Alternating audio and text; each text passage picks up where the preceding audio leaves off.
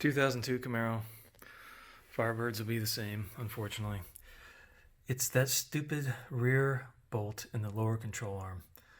They get frozen there. It's 2020 now. This car is 18 years old, and it is absolutely seized to the metal part of the bushing in there.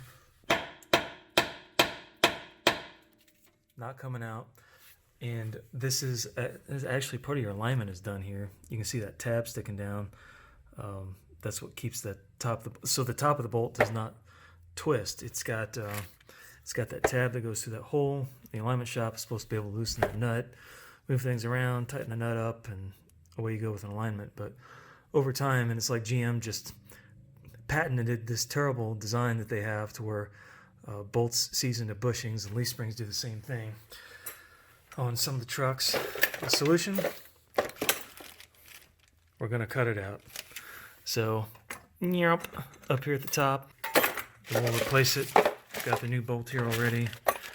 There's the part number if you're curious. These are ridiculously expensive, about $20 a piece, even on eBay.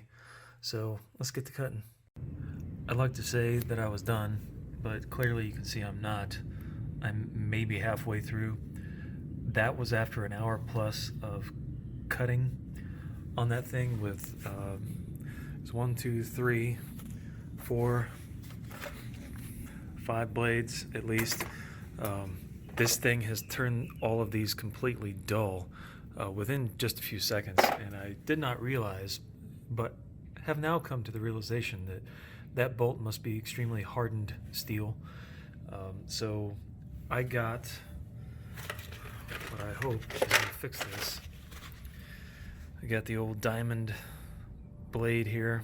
I'm going to try that. I've also got a carbide one. I may try them both because I'm kind of curious to see which one's going to be quicker. It should be the diamond, but you never know. So I'm going to try that, and hopefully that gets this through, because my wrists are extremely in pain from an hour using these stupid sawzalls yesterday. Here we go with the carbide blade.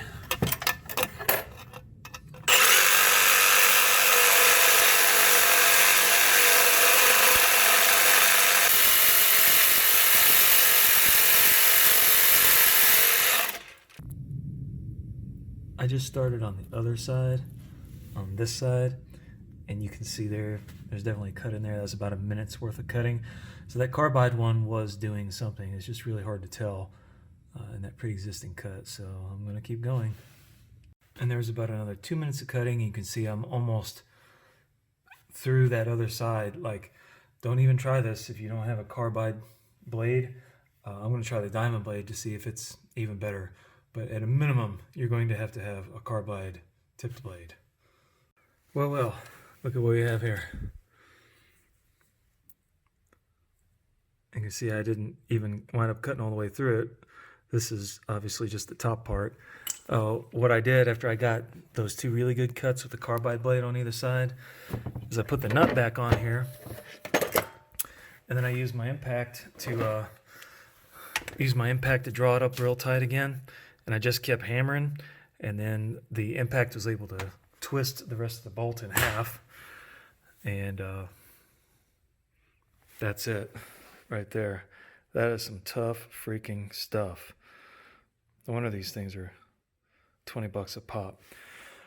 So now I've got, just to get the rest of it out, I really am hoping that I can work with that nut on there and maybe bring that down, bring the rest of the bolt down through. Maybe it's loosened up enough, because I really don't want to have to make another cut into that bolt. It is super tough. So don't even try this without a carbide blade. Don't even do it. On the other side, if I have this problem, I'll use the diamond. I'll let you know. Okay, looks like I may not have to cut this, because I've been hammering this thing with a sledge, and it looks like it's going to come up through the top.